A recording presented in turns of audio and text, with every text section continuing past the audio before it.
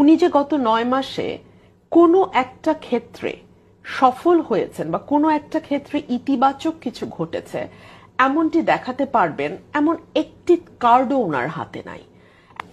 যে রুমিন ফারহানা তিনি বলেছেন যে তিনি কোনো কিছু দেখতে পান না পজিটিভ হচ্ছে, কি হচ্ছে এটা, কি কোথায় কি হচ্ছে। উনি কি দেখতে পান নাই যে 21 আগস্টের মামলায় কি হয়েছে?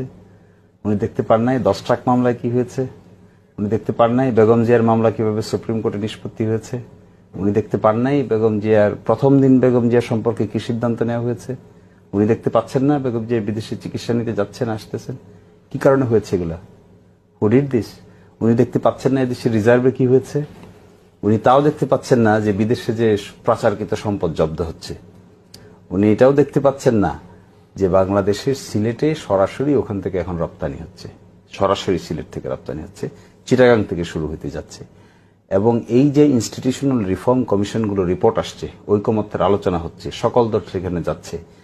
তারপরে একটা বড় অংশ দেখেন বাংলাদেশের সিপিসি সংশোধন হয়েছে, ডিজিটাল নিরাপত্তা আইন গিয়েছে, এখানে ইম্পর্টেন্ট হয়েছে বিচারক নিয়োগ হয়েছে হাইকোর্টে, অধ্যাদেশ জারি হয়েছে।